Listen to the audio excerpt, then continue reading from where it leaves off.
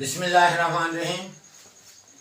आज मैं आपको लेक्चरशिप सीरीज का पेपर नंबर 2 करवाऊंगा, जो कि पीपीएससी के तहत होने वाले SS, triple S, CSS, PMS, PPSC, SPSC, BPSC, KPSC, FPSC तमाम पांचों सूबों में ये लेक्चरशिप के लिए और दीगर जो SS, double S, triple S, CSS उनमें ये क्वेश्चन आते हैं।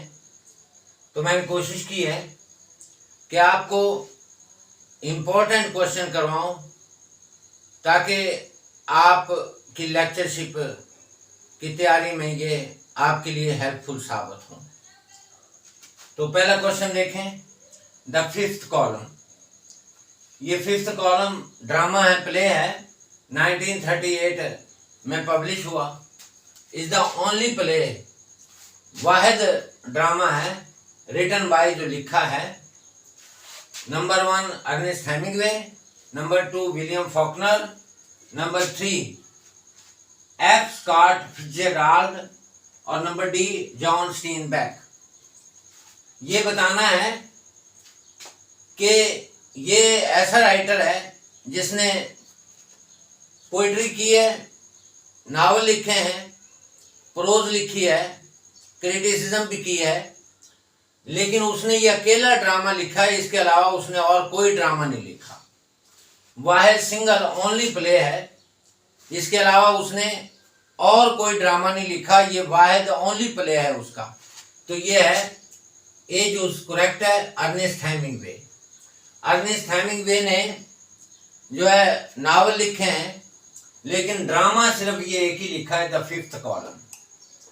अगला नंबर है second number, which literary creation, कौन सी अदबी तख्लीक इज कंसिडर्ड, समझी जाती है, to be the best complete expression, बेहतरीन मुकम्मल तासुर ऑफ ह्यूमन थॉट्स, इंसानी ख्यालात का, फीलिंग जज्बात का, और इमोशंस तासुरात का या जज्बात का।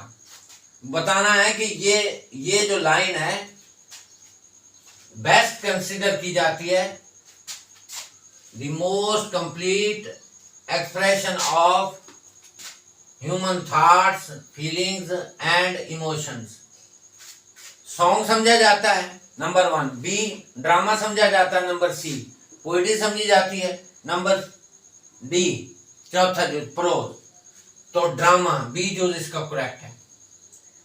पोइट्री यानी drama is considered to be the most complete expression of human thoughts, feelings and emotions, यानी इंसानी जज्बात, एहसासात और ख्यालात का अगर मुकम्मल इजहार आपने देखना हो तो वो ना तो आपको प्रोज में मिलेगा, ना पोइट्री में मिलेगा, ना सॉन्ग में मिलेगा, सिर्फ ड्रामे में मिलेगा वो। नंबर आगे थर्ड क्वेश्चन है, इन विच नावल, किस नावल में, नावल का नाम बताना है। हु सेड दिस, और किसने ये जुमला बोला है। ऑल एनिमल्स आर इक्वल, तमाम जानवर मुसावी हैं। बट सम एनिमल्स आर, मगर कुछ जानवर, मोर इक्वल, ज्यादा मुसावी हैं। ये जुमला किसने बोला है, यानी किस नावल में ये लिखा हुआ है।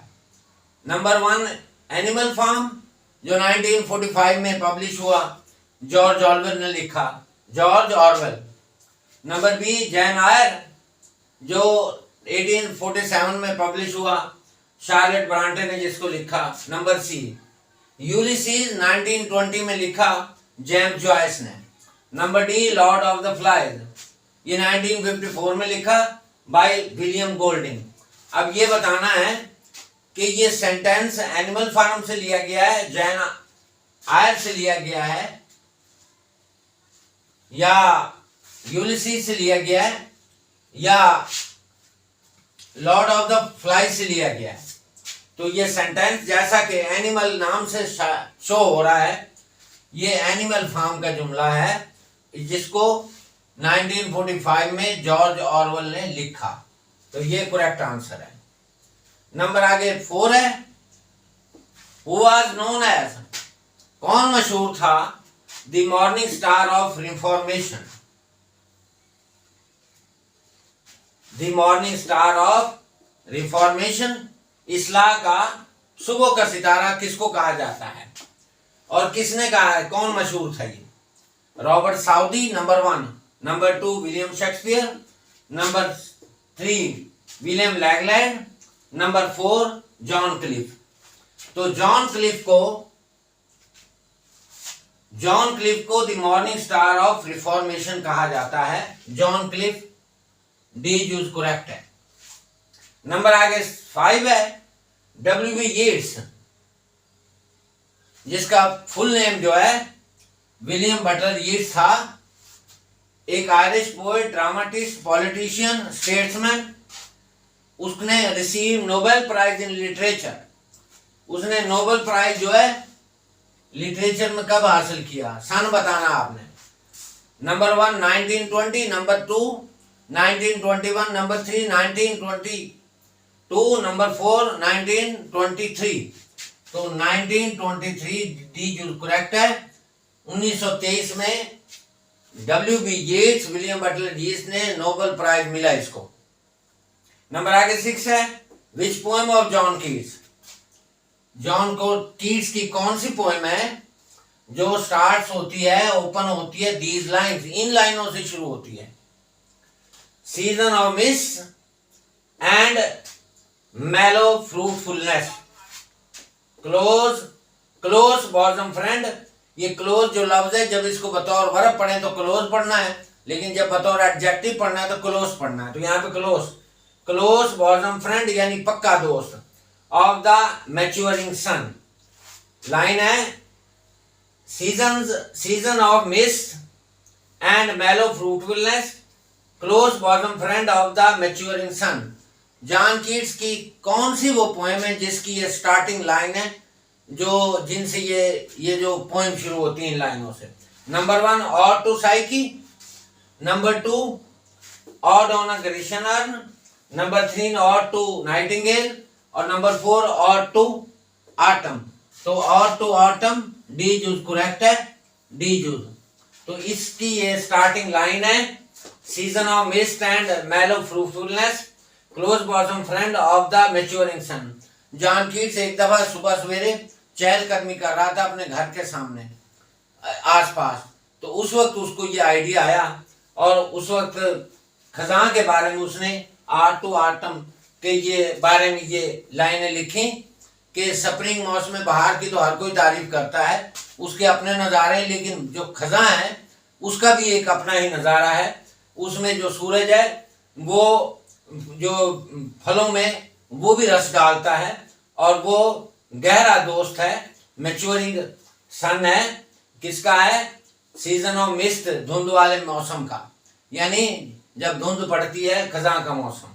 नंबर आगे 7 है, Mary Ann Evans. Mary Ann Evans is the pen name, ये पेन नेम है यानी कलमी नाम है, सूडोनिम है, इसका मतलब ही कलमी नाम। सूडोनिम या कलमी नाम है, पेन नेम है, किसका है? चार्ल्स डिकेंस का है, बी जॉर्ज ऑरवेल का, सी एन ब्रांटे का, डी जॉर्ज इलियट। तो जॉर्ज इलियट का जो पेन नेम जो है, जॉर्ज इलियट जो है वो उसका पेन नेम था, असल नाम उसका था मैरी एन इवांस, ये उसका असल नाम है, और उसका जो पेन नेम था जॉर्ज इलियट, जो मेल नेम के नाम से लिखती थी, और 26 साल तक इसने अपने जो लवर है जॉर्ज, आगे और उसका नाम लगता है जॉर्ज यानी इलियट, उसके नाम से इसने लिखा। देखें, who said this about Alexander Pope's poem, The Rape of the Lock? Rape of the Lock जो अलेक्जेंडर पोप की पोएम है, ये फर्स्ट जो है पब्लिश हुई 1712 में, और फिर दोबारा रीपब्लिश हुई, कुछ इसमें चेंजिंग की गई कैंटो जो है ना, पहले 3 कैंटो थी, फिर बाद में इसमें 5 कैंटो कर दी गई। कैंटो को मसनवी कहते हैं उर्दू में। 1714 में, यानी रेप ऑफ द लॉक जो अलेक्जेंडर पॉप की पोएम है, उसके बारे में ये जुमला किसने बोला है? क्या जुमला है? In the rape of the lock new things made familiar and familiar made new. यानी रेप ऑफ द लॉक, जुल्फ की बेहुरमती, अलेक्जेंडर पॉप की जो पोएम है, उसमें नई थिंग्स जो है, न्यू थिंग्स, नई चीजों को फेमिलियर, जाना पहचाना बनाया गया, और जानी पहचानी चीजों को नया बनाया गया। ये सेंटेंस किसने बोला है? यानी ये कोटेशन किसकी है? Number 1 L S. Huxley, number 2 Leslie Stephen, number 3 S T. Coleridge, और नंबर 4 डॉक्टर जॉनसन। तो ये डॉक्टर जॉनसन ऑप्शन ठीक है। डॉक्टर जॉनसन ने ये जुमला बोला था अलेक्जेंडर पॉप की पोएम के बारे में कि अलेक्जेंडर पॉप ने जो है न्यू थिंग्स को मेड फेमिलियर बना दिया, और फेमिलियर जो थिंग्स थी उनको मेड न्यू बना दिया। अगला 9 नंबर क्वेश्चन है, which novel of Jane Austen, Jane Austen का कौन सा नावल बिगिंस, स्टार्ट होता है या ओपन, खुलता है, शुरू होता है इस जुमले के साथ, विद दिस सेंटेंस। सेंटेंस क्या है ये देखें, it is a truth universally acknowledged that, ये बैन अवी तौर पर तस्लीम शुदा सच है या सच्चाई है, दैट के a single man in possession of a good Fortune, के एक कंवारा आदमी जिसके पास अच्छी खासी दौलत हो, must be in want of a wife, उसको एक बीवी की जरूरत होती है। ये अपना किस नावल का ये पहला सेंटेंस है जिससे नावल शुरू होता है? जैन ऑस्टन का नावल है। नंबर 1 है प्राइड एंड प्रेजुडिस, नंबर 2 है फर्स्ट प्राइड एंड प्रेजुडिस जो है ये 1796 में पब्लिश हुआ, और इसका पहले जो नाम था स्टार्ट में जैन ऑस्टन ने इसका नाम पहले फर्स्ट इंप्रेशन लिखा था, फर्स्ट इंप्रेशन। तो प्राइड एंड प्रेजुडिस का जो पहला नाम है, फर्स्ट नेम है, वो अपना फर्स्ट इंप्रेशंस है।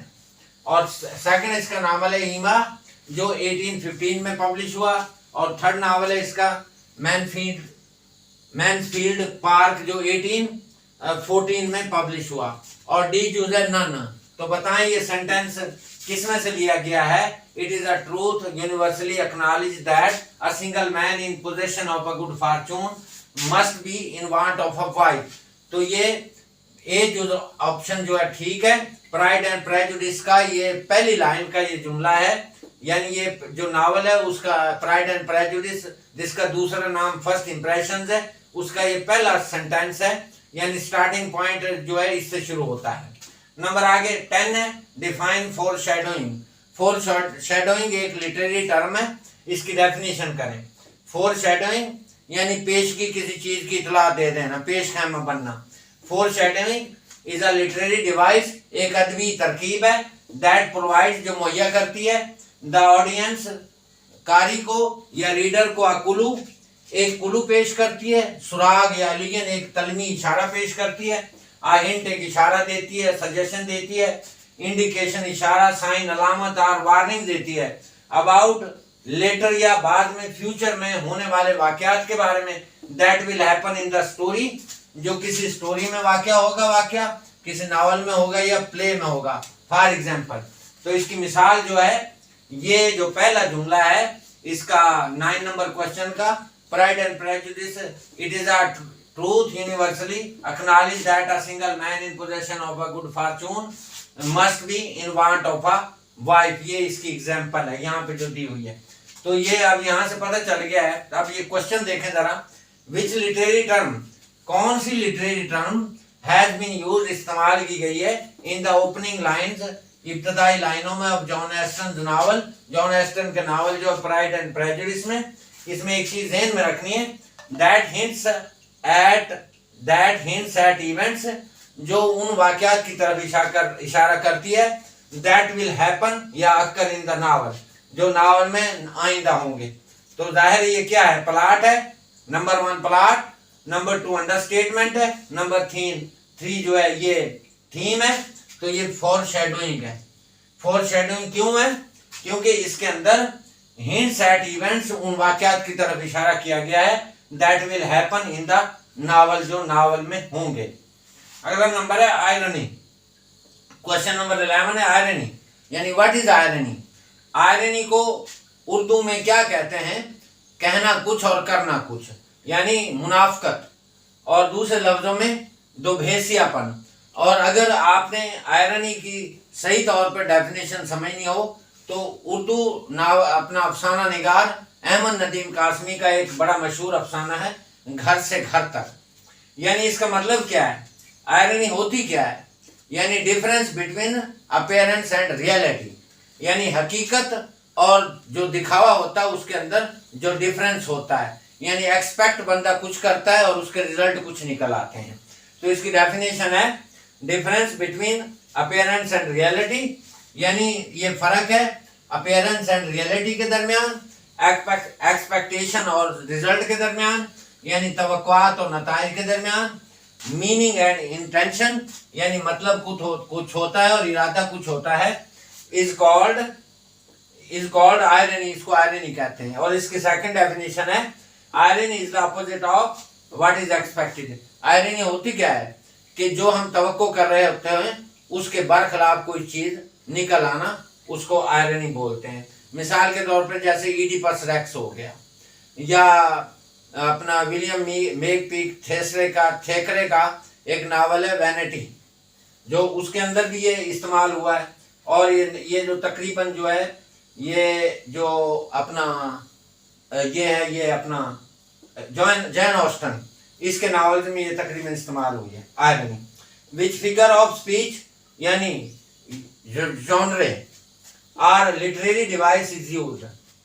विच फिगर ऑफ स्पीच, कौन सी फिगर ऑफ स्पीच, यानी जॉनरे, आर लिटरेरी डिवाइस, यानी लिटरेरी डिवाइस इस्तेमाल की गई है in the opening lines of, इब्तदाई लाइनों में Jane Austen's Pride and prejudice.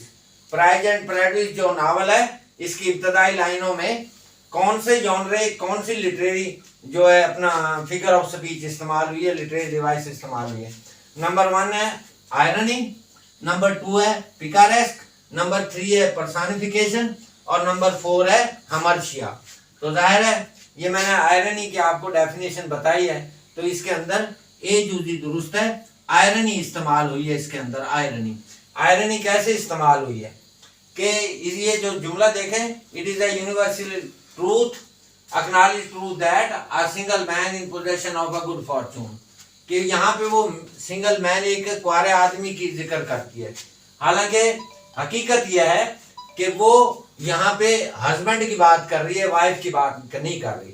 तो यही आयरनी होती है, यानी difference between reality and appearance, या अपीयरेंस एंड रियलिटी। इसलिए ये यहाँ पे आयरनी की इस्तेमाल मिसाल एग्जाम्पल हुई है।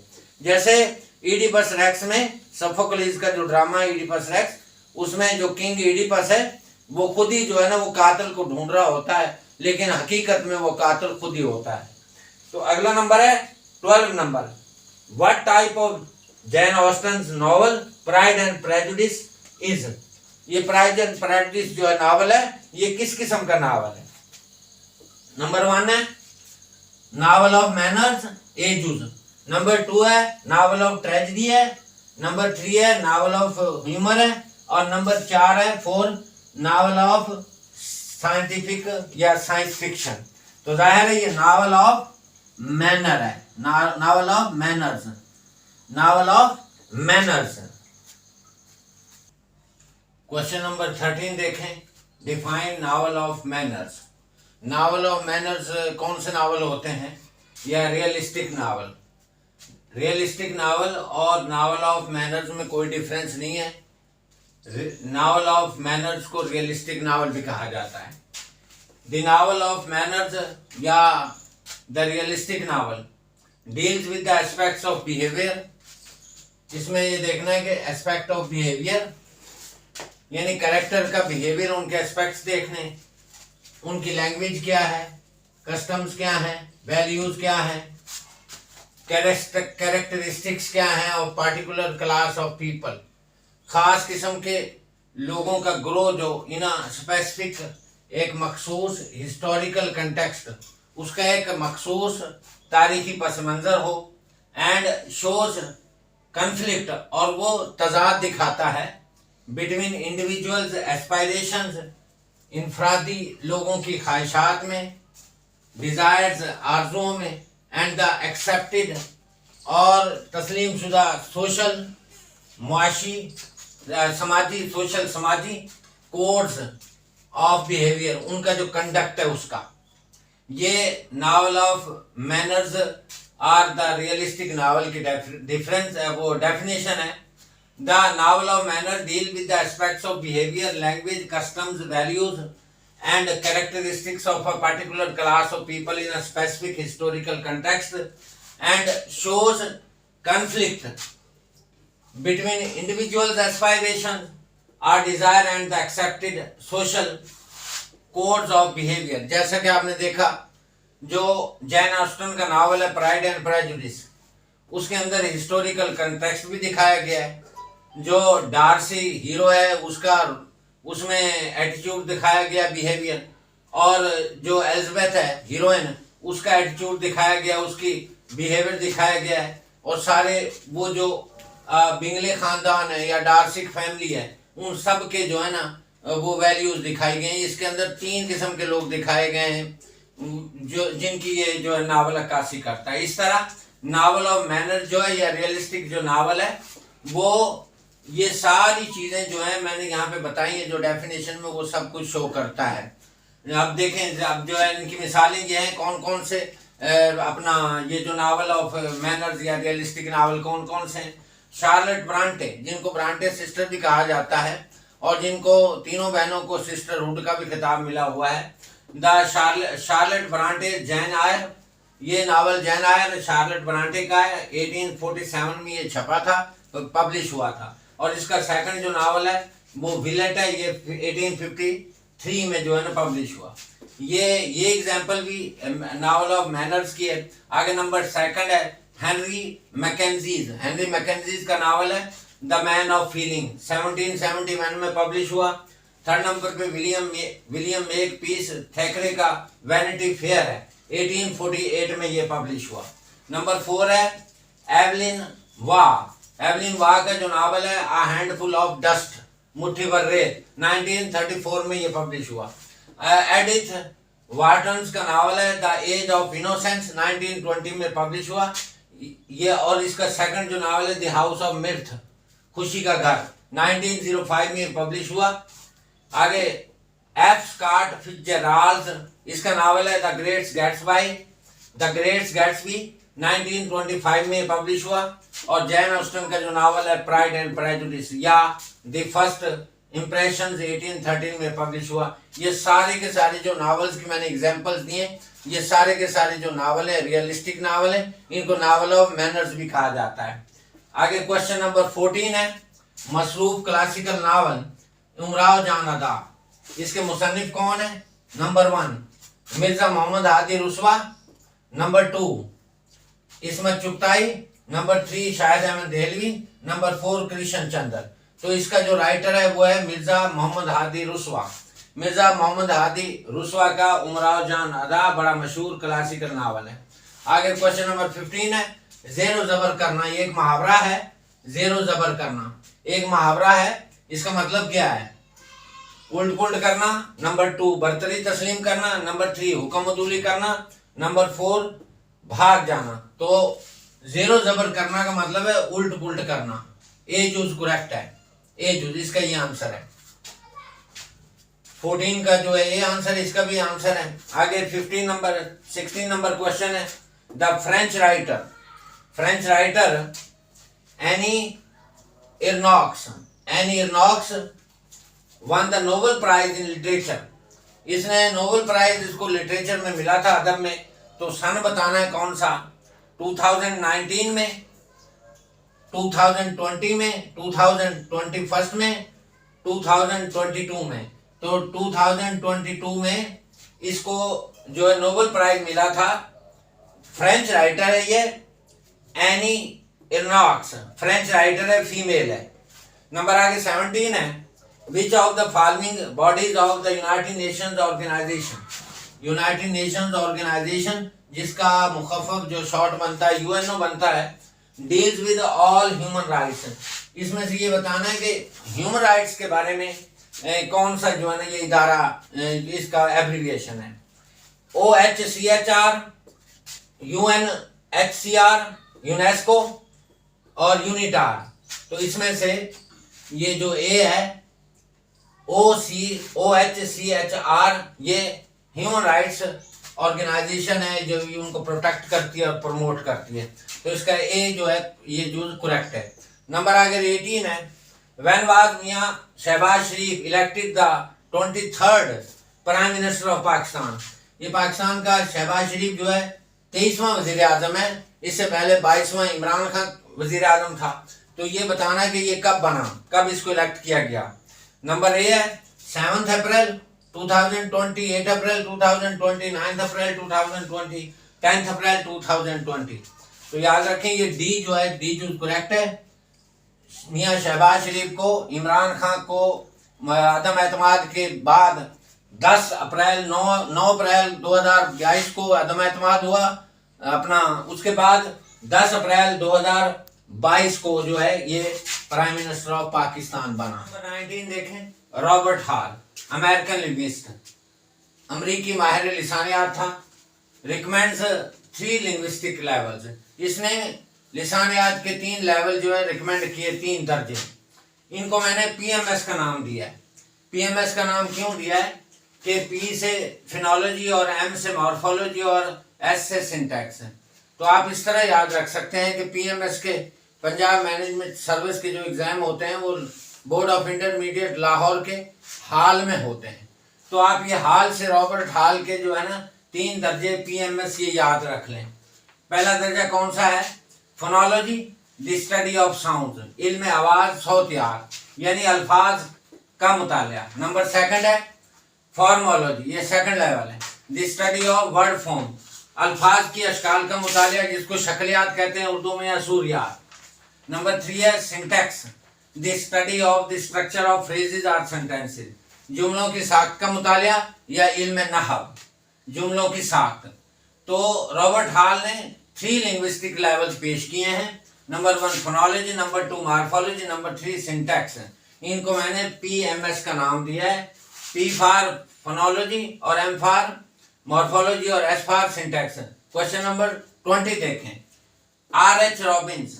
RH रॉबिन्स का फुल जो नाम था रॉबर्ट हेनरी रॉबिन्स था और जो बॉबी रॉबिन्स के नाम से मशहूर था। ये ब्रिटिश लिंग्विस्ट था, बरतानवी माहिर लिसानियात था। इसने जो है लिंग्विस्टिक के 3 जो है ना ये जो लेवल्स अपना बनाए हैं, इनको मैंने PGS का नाम दिया है। P का मतलब फोनोलॉजी और G का मतलब ग्रामर और S का मतलब सिमांटिक्स। तो phonology the study of sound यानी इल्म आवाज सौतियात और grammar the structural rules of a language, जुबान के इस्तेमाल का इल्म, जुबान के असूलों की साख्त का इल्म। यानी RH रॉबिन ने 3 लिंग्विस्टिक लेवल बयान किए। नंबर 1 है फोनोलॉजी, नंबर 2 ग्रामर है, नंबर 3 है सिमांटिक्स। अब ये नंबर 21 देखें, 21 व्हाट आर लिंग्विस्टिक लेवल्स। लिसानियात के दर्जे क्या होते हैं? लिसानियात के दर्जों को क्या कहा जाता है या लिसानियात के दर्जे क्या होते हैं? The levels of linguistic language structures, the levels of language structures यानी जुबान की जो साख्त के लेवल्स होते हैं, दर्जे होते हैं, उनको हम लिंग्विस्टिक लेवल्स कहते हैं।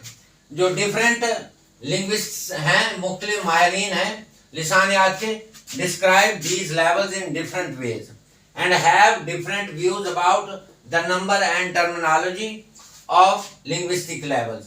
कहने का मतलब ये है कि लिंग्विस्टिक लेवल जो है वो यकसा नहीं है। डिफरेंट लिंग्विस्ट ने, माहिर लिसानियात ने मुख्तलिफ दर्जे पेश किए हैं। इनकी ना तो अभी तक तादाद जो मुकर्रर की गई है और ना ही इनके लिए कोई टर्मिनोलॉजी खास मुकर्रर की है। उन्होंने अपने अपने नाम से इनकी टर्मिनोलॉजी दे दी है। जैसे कि रॉबर्ट हॉल ने 3 बयान किए हैं, 3 दर्जे, फोनोलॉजी, मॉर्फोलॉजी, सिंटैक्स। और इस तरह RH रॉबिन्स ने भी 3 जो है ना दर्जे लेवल, लिंग्विस्टिक लेवल मुकर्रर किए हैं, जिनका उसने नाम टर्मिनोलॉजी दी है, फोनोलॉजी, ग्रामर, सिमांटिक्स। तो इस तरह what are linguistic levels? Linguistic levels क्या होते हैं? Linguistic levels of language structure, जुबान की स्ट्रक्चर साख्त के जो लेवल्स होते हैं उनको हम लिंग्विस्टिक लेवल्स कहते हैं। नंबर आगे 22 क्वेश्चन है, what is language activity? Language activity क्या होती है? The exercise of one's communicative language competence, the exercise इस्तेमाल ऑफ वंस कम्युनिकेटिव लैंग्वेज, किसी भी शख्स की अबलागी जुबान की जो कंपिटेंस, महारत, सलाहियत या काबिलियत या इस्तेदाद जो होती है, इन अ स्पेसिफिक डोमेन, एक मखसूस शोबे में, इलाके में या हल्के में, यानी वो हल्का कैसा होना चाहिए? रिस्पेक्टिवली, बहुत रिसेप्टिवली, तासुर पजीर होना चाहिए यानी तासुर देने वाला, और प्रोडक्टिवली और तख्लीकी तौर पर भी होना चाहिए। एज टू कैरी आउट, जो रख सके, जारी रख सके या खत्म कर सके किसी काम को, टास्क को, उसको हम लैंग्वेज एक्टिविटी कहते हैं। दोबारा फिर सुने, language activity, the exercise of one's communicative language competence, किसी भी जुबान की जो अबलागी सलाहियत होती है उसकी एक्सरसाइज, उसकी मश्क, उसका इस्तेमाल किसी मखसूस शोबे में जो रिस्पेक्टिवली, रिसेप्टिवली, तासीर पजीरी तौर पर भी हो और प्रोडक्टिव तौर पर भी हो। Has to carry out a task, जो किसी टास्क को खत्म कर सके, मुकम्मल कर सके। इसका दूसरी डेफिनेशन इसकी है, द डिफरेंट वेज, वो मुख्तलिफ तौर तरीके, वी यूज लैंग्वेज, जो हम जुबान में इस्तेमाल करते हैं, टू कम्युनिकेट, अपनी जुबान को दूसरों तक गोश गुजार करने के लिए, अपनी जुबान के आइडियाज को, नजरियात को दूसरों तक पहुंचाने के लिए, जो हम लैंग्वेज इस्तेमाल करने के लिए मुख्तलिफ वेज इस्तेमाल करते हैं, डिफरेंट वेज इस्तेमाल करते हैं, उनको हम लैंग्वेज एक्टिविटी का नाम देते हैं। नंबर आगे 23, what are the 3 principal levels of language activity? अब ये जो 23 क्वेश्चन है, ये लैंग्वेज एक्टिविटी के जो लेवल्स हैं, वो कितने लेवल्स हैं वो बताने हैं। तो the language activity has 3 principal levels हैं। लैंग्वेज एक्टिविटी के 3 बड़े बड़े शोबे हैं, 3 बड़े बड़े लेवल्स हैं, दर्जे हैं। नंबर 1 है सबस्टेंस, नंबर 2 है फॉर्म, और नंबर 3 है कंटेंट। फॉर्म से मुराद है जो मटेरियल है, मवाद है। इसकी डेफिनेशन है, the raw material of language, जुबान का वो खाम मटेरियल, मवाद या मैटर, मादा, दैट में बी फोनिक, जो सौती हो यानी आवाज से मुतालिक हो, ऑडिशन यानी कुव्वत समाज जिसको हम सुन सकें, आर ग्राफिक, ग्राफिक का मतलब जो पेंटिंग में आता हो, जो रिटन हो, तहरीरी हो, या जिसको हम ड्राइंग के तौर पर इस्तेमाल कर सकें, या जो विजुअल हो, बसरी हो, और रिटन तहरीरी हो, तो उसको हम सबस्टेंस का नाम देते हैं। यानी सबस्टेंस क्या हो गया? The raw material of language that may be phonic यानी ऑडिशन, और ग्राफिक, विजुअल, और रिटन। और सेकंड जो है लेवल है लैंग्वेज एक्टिविटी का, सेकंड लेवल जो है वह फॉर्म। फॉर्म का मतलब होता है फ्रेमवर्क, यानी कोई ऐसा ढांचा, ऐसा मॉडल जिसके जरिए हम कोई काम करते हैं, वो एक्टिविटी करते हैं। फॉर्म, इसकी डेफिनेशन है, the internal structure of a language, जुबान की जो अंदरूनी साख्त होती है, इंटरनल स्ट्रक्चर जो होती है जुबान की, लैंग्वेज की, विच इज ग्रामर, जो ग्रामर भी हो सकती है और लेक्सस भी हो सकती है, LEXIS, लेक्सस। लेक्सस डिक्शनरी से मुतल्लिक, लुगात से मुतल्लिक। नंबर आगे 3 है, ये तीसरा लैंग्वेज का जो लेवल है एक्टिविटी का, वो है कंटेंट। कंटेंट का मतलब होता है ओवरऑल सिचुएशन, जो ओवरऑल सिचुएशन होती है, जो बैकग्राउंड होती है, उसको कंटेक्स्ट बोलते हैं। कंटेक्स्ट यानी सियाको सबाक, दूसरे लफ्जों में हम कह सकते हैं कि फलां वर्ड हमने कहाँ से लिया है, इसका मार्क्स क्या है, इसकी एटमोलॉजी क्या है, इसकी ओरिजिन क्या है, उसका बैकग्राउंड क्या है। तो इसकी डेफिनेशन देखें, the relationship between form and situation, लफ्जों अल्फाज की फॉर्म और जो कंडीशन है, बैकग्राउंड है, उसका क्या ताल्लुक है, उसको हम कंटेक्स्ट कहते हैं। और कंटेक्स्ट जो है, इसकी हम स्टडी कैसे करते हैं? Under the head of semantics. हम इसका जो मुतालिया है वो सिमांटिक्स की हेडिंग के तहत कर सकते हैं। सिमांटिक्स क्या होती है? सिमांटिक्स अल्फाज की जो मानी होते हैं, the study of meanings is called semantics. Question number 24 देखें, which are main branches of linguistics? Linguistic की बड़ी बड़ी ब्रांचें कौन कौन सी हैं? नंबर 1 है phonetics, number 2 phonology, number 3 morphology, number 4 syntax, number 5 semantics, number 6 pragmatics. इनके अलावा भी लिंग्विस्टिक की और भी बहुत सारी ब्रांचें हैं, लेकिन ये मेन ब्रांचेज हैं। नंबर आगे 25 है, व्हाट इज फोनेटिक्स। फोनेटिक्स क्या है? फोनेटिक्स जो है the study of speech sounds, आवाज़ों का जो मुताला होता है उनको हम फोनेटिक्स कहते हैं। मैंने इसको पीटीआर से जाहिर किया है, देखें किस तरह। Scientific study of production, scientific study of production पेशकश का साइंसी मुताला, ट्रांसमिशन मुंतकली या तरसील का, एंड रिसेप्शन वसूली का, ऑफ स्पीच साउंड गोयाई या गुफ्तारी आवाज़ों की वसूली, मुंतकली और उनकी पेशकश का साइंटिफिक जो मुताला है उसको हम कॉल्ड फोनेटिक्स कहते हैं, यानी इल्म आवाज़ कहते हैं। फोनेटिक्स इल्म आवाज़, आवाज़ों का इल्म। Scientific study of production, transmission and reception of speech sound is called phonetics. इसकी दूसरी जो है डेफिनेशन देखें, स्टडी ऑफ, ये पीटीआर किस तरह है, पी, यहाँ पे ये पी आ गया और ये आगे ये टी आ गया और आगे आर, ये रिसेप्शन। यानी अगर आप ये पीटीआर का फार्मूला याद कर लें तो आपको फोनेटिक्स की जो डेफिनेशन है वो अच्छे तरीके से आ जाएगी। पी का मतलब प्रोडक्शन और टी का मतलब ट्रांसमिशन और आर का मतलब रिसेप्शन। यानी scientific study of production, transmission and reception of speech sound is called phonetics.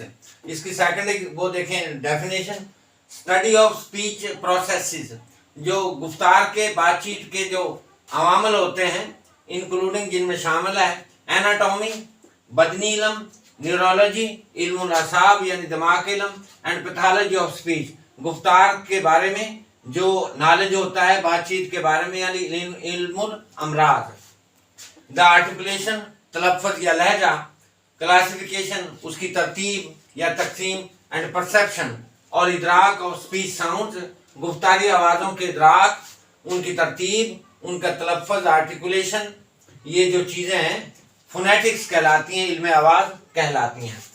इसकी थर्ड एग्जांपल देखें definition, the study of physical properties of speech production and perception is called phonetics. इसको मैंने 4 P से जाहिर किया है, यानी ये थर्ड जो डेफिनेशन है ये 4 पीस की वाली है। द स्टडी ऑफ फिजिकल यानी फिजिकल तबई, प्रॉपर्टीज खुसूसियात, ये फिजिकल का पी, प्रॉपर्टीज का पी, ऑफ स्पीच प्रोडक्शन और एक ये पेशकश का पी, एंड परसेप्शन, और परसेप्शन शऊर या समझ, यानी 4 पीस अगर आप ज़हन में रखेंगे तो ये फोनेटिक्स की डेफिनेशन आपको अच्छे से याद हो जाएगी। फिर सुने दोबारा, the study of the physical properties of speech production and perception is called phonetics. अब इसकी अगली डेफिनेशन देखें, the study of perception and production of human speech sound is called phonetics. The study of perception यानी कुव्वत इदराक का मुताला, production पैदावार का या पेशकश का, ऑफ ह्यूमन स्पीच साउंड इंसानी गुफ्तारी आवाज़ों का ये जो मुताला है इसको हम फोनेटिक्स बोलते हैं। आगे, हु इज द फाउंडर या फादर ऑफ फोनेटिक्स। फोनेटिक्स का फादर किसको बोला जाता है, उसका फाउंडर कौन है, इसकी बुनियाद किसने रखी? Daniel Jones. डैनियल जोन्स जो 1881 में पैदा हुआ और 1967 में फौत हुआ, ये ब्रिटिश लिंग्विस्ट था, इज द फाउंडर या फादर ऑफ फोनेटिक्स। क्यों था ये इसका बाप? अगला इसके अंदर एक और क्वेश्चन है, बिकॉज क्योंकि ही इन्वेंटेड, उसने इजाद किया, द कार्डिनल वोवल सिस्टम, बुनियादी वावल सिस्टम जिसको वो डायग्राम का नाम भी लेता है, इज एज एन एप्लीकेशन, एक इस्तेमाल के तौर पर, इंस्ट्रूमेंट के तौर पर, विद इन द रियल शोबे में और फोनेटिक्स के शोबे में, एंड रोट, और उसने एक ये ऐसे लिखा है, N outline of English phonetics, N outline एक खाका ऑफ इंग्लिश फोनेटिक्स, इल्मे आवाज का एक खाका।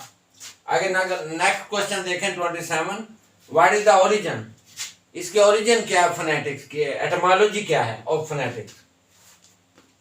द टर्म फोनेटिक्स ओरिजिनेट्स, निकली है, फ्रॉम द ग्रीक वर्ड, जो यूनानी जुबान का लफ्ज है, फोनिटिकोस, फोनेटिकॉस, फोनेटिकॉस से लफ्ज निकला ये फोनेटिक्स, विच मीन जिसका मतलब होता है वोकैलिक यानी वोकल, यहां से जो आवाज निकलती है जैसे आ, इस तरह की आवाज।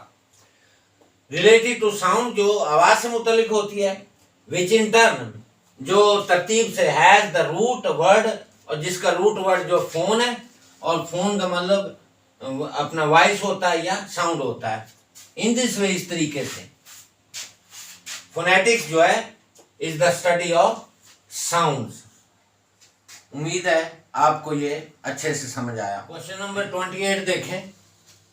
Ariana airline is an airline of, Ariana airline बताना है कि ये किस मुल्क की एयरलाइन है। हाँ, number 1 Afghanistan, number 2 America, number 3 Iran, number 4 France. तो Ariana airline is an airline of Afghanistan. हमारे मगरब में अफगानिस्तान जो इस्लामी मुल्क है उसकी इंटरनेशनल एयरलाइन का नाम है एरियाना एयरलाइन। नंबर आगे 29 है।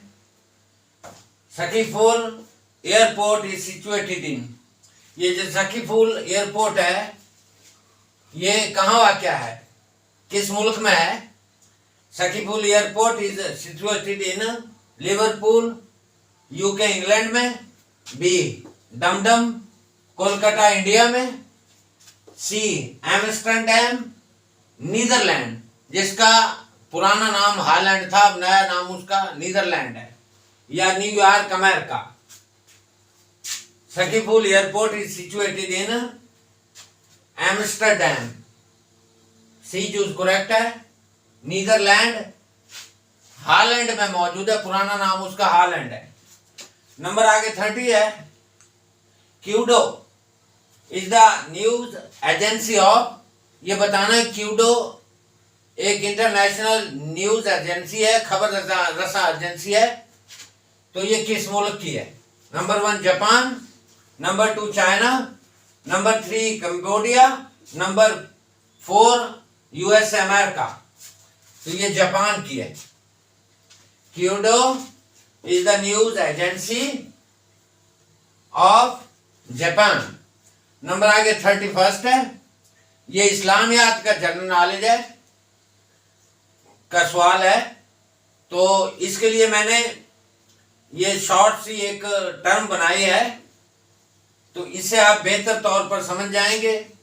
जितने भी गजवे हुए हैं, जितने भी जंगें हुई हैं, तो उन जंगों के बारे में, गजवात के बारे में। गजवा वो होता है जिसमें आप सल्लल्लाहु अलैहि वसल्लम ने खुद बनफ्स नफीस शिरकत की हो, और सिरैया वो होता है जिसमें आप सल्लम खुद तो शरीक ना हुए हो, लेकिन किसी और को अपनी जगह पर भेज दिया हो मुकर्रर करके। तो ये सारे गजवात के बारे में, जो गजवात हुए, जो जंगें हुई, इसको आप BURKHMHT बुर्ख महट, इसको आप बुर्ख महट पढ़ सकते हैं। बुर्ख BURKH बुर्ख MHT महट, उर्दू में लिखा हुआ मैंने बुर्ख महट। तो इसके लिए आप ये नंबर याद कर लें, 2,34,56,789, ये इसके फिगर बनते हैं। 2,34,56,789।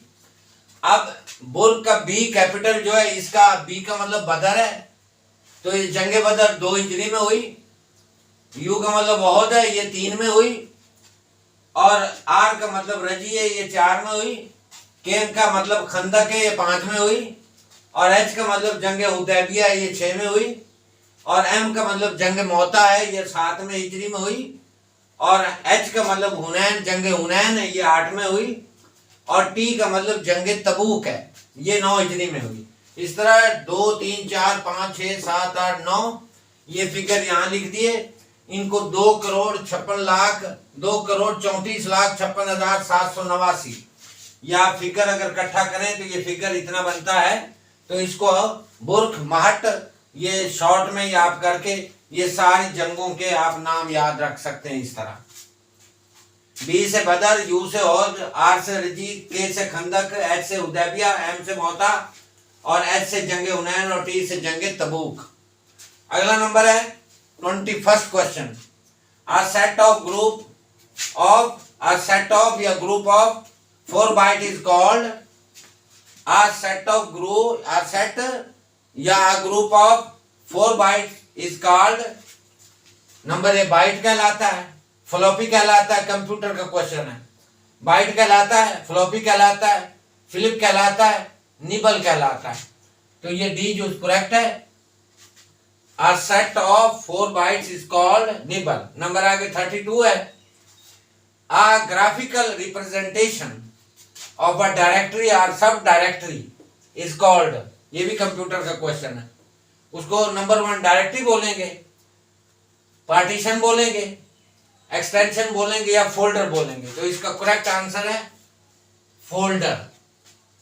A graphic representation of a directory or subdirectory is called folder। Number आगे 33 है, 33। A poem of 14 lines is called।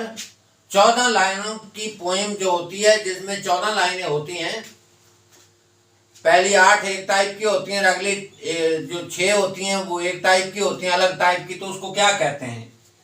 A poem of 14 lines is called number 1 sonnet, number 2 quatrain, number 3 जो है रॉन्डलेट और नंबर 4 रोंडो। तो इसका ए जो सेट अपना जुज है, ए जुज वो ठीक है, sonnet. A poem of 14 lines is called sonnet। नंबर आगे 34 है। A fictional work, यानी फिक्शनल वर्क क्या होता है? जो मन घड़त हो, जैसे नावल, ड्रामा हो गया। A fictional work that blends, जिसमें मिक्स हो aspects of the genres of tragedy and comedy, जिसमें ट्रेजेडी और कॉमेडी की सीन्स के एस्पेक्ट आपस में मिले हुए हों, वो क्या कहलाती है? कॉल्ड ट्रेजेडी कहलाती है, कॉमेडी कहलाती है, मेलोड्रामा कहलाती है या ट्रेजी कॉमेडी। अब जिसके अंदर ट्रेजेडी और कॉमेडी के एलिमेंट इकट्ठे हों उसको हम ट्रेजी कॉमेडी बोलते हैं। डी जो है ना वो करेक्ट है। A fictional work that blends the aspects of the genres of tragedy and comedy is called tragicomedy। Number आगे 35 है। A dramatic work, यानी ड्रामा होता ही है। A dramatic work यानी प्ले which exaggerates, जो बढ़ा चढ़ा कर बयान करता है प्लॉट को एंड कैरेक्टर्स को। इसलिए बढ़ाकर करता है इन ऑर्डर टू, ताकि अपील टू द इमोशन, ताकि जज्बात की अपील उसके अंदर मिले। इस कॉल्ड वो क्या कहलाता है? Number A monodrama, medical drama, mystery play या मेलोड्रामा। तो उसको मेलोड्रामा कहते हैं। डी जो करेक्ट है। दोबारा देखें। A dramatic work which exaggerates plot, जिसमें प्लॉट को और कैरेक्टर को in order to appeal to the emotion, emotion को अपील करने के लिए एग्जैजरेट किया जाए कैरेक्टर और प्लॉट को, उसको हम मेलोड्रामा कहते हैं। डी जो करेक्ट है। 36 क्वेश्चन देखें। द स्टडी ऑफ इंसेक्ट्स, कीड़े मकोड़ों का जो मुतालिया है क्या कहलाता है? यानी हशरात जो होते हैं। Anatomy number 1, number 2 haematology, number 3 entomology, number 4 etymology. तो ये नंबर सी है, एंटोमोलॉजी, ये करेक्ट आंसर है। द स्टडी ऑफ इंसेक्ट्स, जानवरों अपना कीड़े मकोड़ों का मुतालिया, एंटोमोलॉजी इल्मुल हशरात कहलाता है। क्वेश्चन नंबर 37 देखें।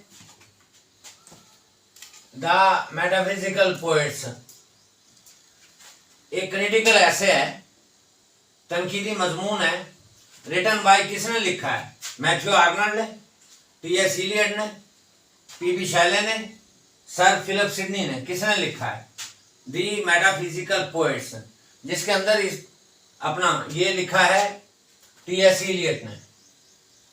टी.एस. इलियट ने कुछ ड्रामा निगार यानी ड्रामाटिस्ट और जो मेटाफिजिकल पोएट्स हैं उनका इसमें जिक्र किया है, और मेटाफिजिकल पोएट्स की डेफिनेशन भी की है कि वो कौन से पोएट्स हैं, और इसके ऊपर कुछ ड्रामाटिस्ट हैं उनका भी जिक्र किया है।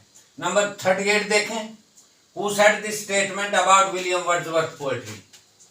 किसने कहा था, विलियम वर्ड्सवर्थ की शायरी के बारे में किसने कहा था कि हिज पोएट्री के, उसकी शायरी इज द रियलिटी, हकीकत है, is philosophy, is the illusion, लेकिन उसका फलसफा एक धोखा है, इल्यूजन है, फरेब नजर है। ये डायलॉग, ये कोटेशन किसकी है, किसने बोली है? विलियम वर्ड्सवर्थ के बारे में। टी.एस. इलियट ने, जॉन रस्किन ने, विलियम हैज़लिट ने या मैथ्यू आर्नल्ड ने? मैथ्यू आर्नल्ड ने ये विलियम वर्ड्सवर्थ की पोएट्री के बारे में बोला था कि इस पोएट्री इज द रियलिटी, उसकी शायरी तो हकीकत है मगर उसका फलसफा, फिलॉसफी जो है इल्यूजन है। नंबर आगे 39, हु रोट अंडर सूडोनिम यानी pen name of Y Y के नाम से जो सूडोनिम है, कलमी नाम, पेन नेम, ये किसने, कौन लिखता था, कौन सा राइटर था? Number 1 Bertrand Russell, number 2 Jerome K Jerome, number 3 Robert Lynd, number 4 Francis Bacon. तो ये 3rd नंबर है, सी जो ठीक है। रॉबर्ट लिंड जो है वाई के नाम से लिखता था, जैसे चार्ल्स डिकन्स बॉज के नाम से स्केचेस उसने लिखे, जैसे मैरी एन इवान जो है जॉर्ज इलियट जो है वो जॉर्ज इलियट के नाम से लिखती थी। इस तरह वाई के नाम से ये रॉबर्ट लिंड कलमी नाम वाई के नाम से लिखता था। नंबर आगे 40, पर्सी बायशे शैले या शैली। ब्रिटिश में शैले और अमेरिकन में शैली पढ़ना है। पर्सी बायशे शैले यानी P Shelley and his Oxford friend, और उसका ऑक्सफोर्ड यूनिवर्सिटी का दोस्त Thomas Jefferson Hogg were expelled, वो निकाल दिए गए, फ्रॉम यूनिवर्सिटी कॉलेज ऑक्सफोर्ड से, यूनिवर्सिटी कॉलेज ऑक्सफोर्ड से उनको निकाला 25 मार्च 1811 में, ऑन मार्च 25 1811 में, जबकि इन दोनों ने दाखिला लिया था 1810 में, यानी 1 साल बाद इनको निकाल दिया। आफ्टर ओनली 2 टर्म्स, सिर्फ 2 इन्होंने सेशन पूरे किए थे एज ए फर्स्ट ईयर, बतौर फर्स्ट ईयर अंडर ग्रेजुएट के। और निकाला क्यों इनको? बिकॉज ऑफ पब्लिशिंग, क्योंकि ये जो पी शैले था, इसने एक पंफलेट शाया किया था जिसका नाम था द नेसेसिटी ऑफ एथीज्म, इल्हाद की जरूरत, कुफर की जरूरत। एथीज्म क्या होता है? नॉन बिलीवर ऑफ गॉड, जो ये यकीन रखता है कि खुदा नहीं है। द नेसेसिटी ऑफ एथीज्म, कुफर या बेदीनी की जरूरत। ये 1811 में एक मजमून इसने लिखा था, एक मजमून ऐसे लिखा था पर्सी बायशे शैले ने। इसकी वजह से इसके दोस्त थॉमस जेफरसन हॉग और इसको दोनों को ऑक्सफोर्ड यूनिवर्सिटी कॉलेज से जो है कॉलेज यूनिवर्सिटी ऑक्सफोर्ड से जब इन्होंने 1810 में दाखिला लिया तो ठीक 25 मार्च 1811 में 2 टर्म इन्होंने बामुश्किल पूरी की थी फर्स्ट ईयर के अंदर ग्रेजुएट की, जब इनको निकाल दिया गया। निकाला क्यों था? इसने एक ऐसे लिखा था जिसका नाम है द नेसेसिटी ऑफ एथीज्म, जो 1811 में ही छपा और 1811 में ही इसको कॉलेज यूनिवर्सिटी ऑक्सफोर्ड यूनिवर्सिटी से एक्सपेल कर दिया गया, खारिज कर दिया, निकाल दिया गया। नंबर 41 है जॉर्ज गॉर्डन लॉर्ड बायरन। ये उसका पूरा नाम है जॉर्ज गॉर्डन लॉर्ड बायरन, और अक्सर ये लॉर्ड बायरन के नाम से मशहूर है। 1788 में पैदा हुआ और 1824 में ये फौत हो गया, डाई हो गया। ब्रिटिश रोमांटिक पोएट है ये, और रोमांटिक मूवमेंट का बड़ा सरगर्दा ये लीडर था एंड सैटारिस्ट, और हिजो निगार था, तनकीद करता था। और ये फेमस हुआ फॉर इज सैटारिकल पोएम, जो इसकी तंजिया पोएम थी जिसमें सैटायर थी, जैसे गलिवर ट्रैवल जोनाथन स्विफ्ट का सैटायर है। डॉन जुआन, एक इसने पोएम लिखी थी, एपिक पोएम डॉन जुआन, जो 1819 में लिखी थी। और इसकी एक दूसरी लॉन्ग पोएम थी, नैरेटिव पोएम, जिसमें कोई कहानी बयान की जाती है। इन 4 पार्ट्स में इसने लिखी थी। उसके 4 हिस्से थे, उसके अंदर 4 कैंटोज थे, यानी वो मसनवी थी एक किस्म की। और उस पोएम का नाम था चाइल्ड हेरोल्ड पिलग्रिम्स। चाइल्ड इसका बायरोनिक हीरो है। चाइल्ड जो है, चाइल्ड हेरोल्ड इसका बायरोनिक हीरो है, यानी बायरन का, लॉर्ड बायरन का हीरो है, इस वजह से इसको बायरोनिक हीरो बोलते हैं। इसकी ये सफर की दास्तान है जो इसने 1812 में लिखी। और जब इसने ये पोएम लिखी तो इस पोएम के जब पहले 2 कैंटो छपे और वो जस्ट 3 दिन के अंदर सोल्ड हो गए, बिक गए, तो फिर इसने एक तारीख साथ जुमला बोला। वो जुमला क्या था? आई अवोक वन मॉर्निंग, मैं एक सुबह उठा, ये इसने सेंटेंस बोला था। एंड फाउंड और माई सेल्फ फेमस, और अपने आप को मशहूर पाया। यानी जॉर्ज गॉर्डन लॉर्ड बायरन जो 1788 में पैदा हुआ, 1824 में फौत हो गया, ब्रिटिश रोमांटिक पोएट था और सैटारिस्ट था, और famous for his epic poem Don Juan. और एक अगली सेकंड पोएम जो है चाइल्ड हेरोल्ड पिलग्रिम, ये 4 पार्ट पर डिपेंड करती है, कंसिस्ट है 4 पार्ट, 4 हिस्से हैं और इसके 4 कैंटो हैं। जब इसने इसको मशहूर बना दिया, व्हेन द फर्स्ट 2 कैंटोज, जब इसकी 2 पहली कैंटोज यानी इस पोएम चाइल्ड हेरोल्ड पिलग्रिम्स की सोल्ड हुई, बिकी इन 3 डेज, 3 दिन के अंदर अंदर वो बिक गई, तो लॉर्ड बायरन ने फिर ये तारीख साथ जुमला बोला।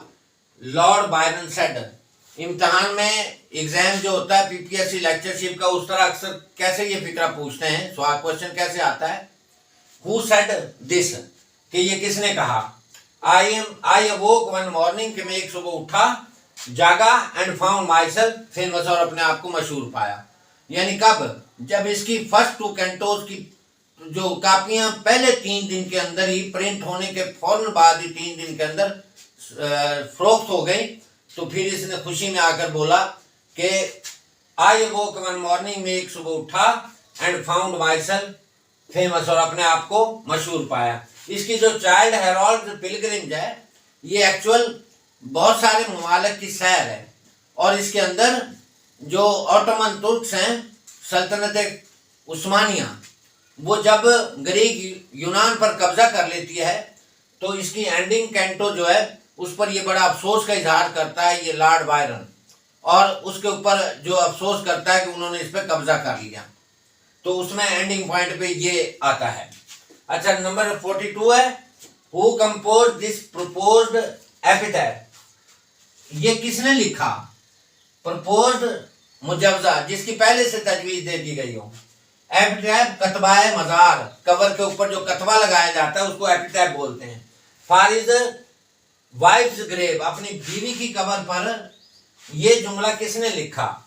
जुमला क्या है देखें, हेयर लाइज माई वाइफ, यहां मेरी बीवी आराम फरमा है।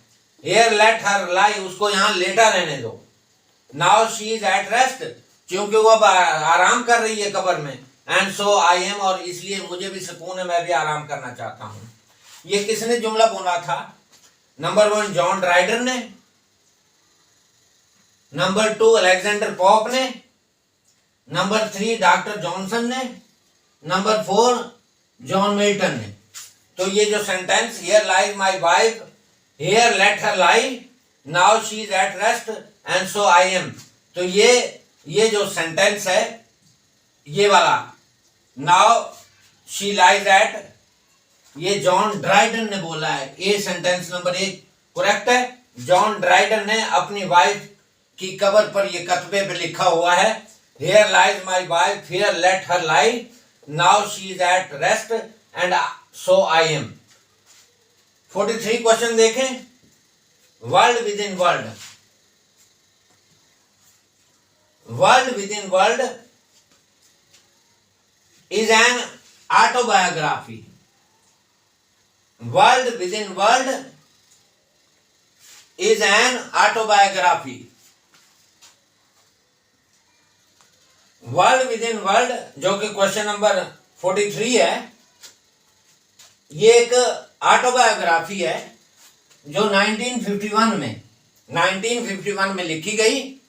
वर्ल्ड विद इन वर्ल्ड एक ऑटोबायोग्राफी है। ये किसकी ऑटोबायोग्राफी है? स्टीफन स्पेंडर की नंबर 1, W.H. ऑर्डन की नंबर 3, वर्जीनिया वुल्फ की number 4, T.S. Eliot, W.B. Yeats, Christopher Isherwood. तो ये वर्ल्ड विद इन वर्ल्ड जो 1951 में ऑटोबायोग्राफी छपी थी, ये स्टीफन स्पेंडर की ऑटोबायोग्राफी है। और सुन लें, ये जो नाम मैंने दे रखे हैं यहाँ पे, W.H. Auden, Virginia Woolf, T.S. Eliot, W.B. Yeats और क्रिस्टोफर इशरवुड, ये इसके फ्रेंड थे। इस ऑटोबायोग्राफी अपनी में इसने इनका जिक्र भी किया है।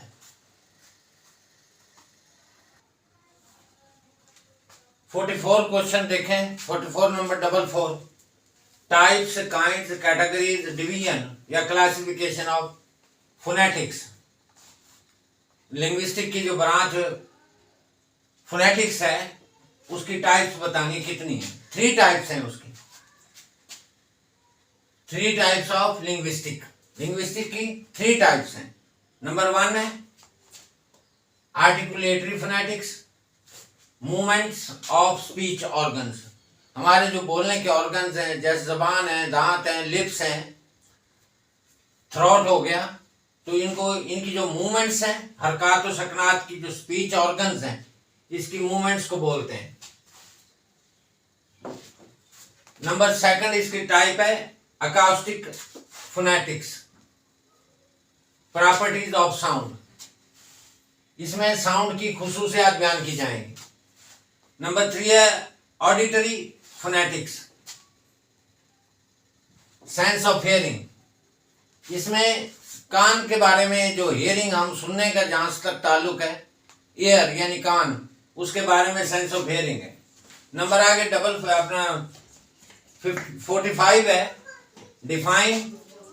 आपने डेफिनेशन करनी है articulatory phonetics, movements of speech organs, the study of the movements of the speech organs.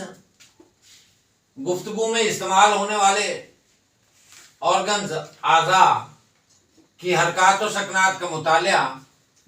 In the articulation of speech, गुफ्तगू या बातचीत की तरतील के साथ, सही तलफ़्फ़ुज़ के साथ जो बोलना है, इज कॉल्ड आर्टिकुलरी फोनेटिक्स कहलाता है।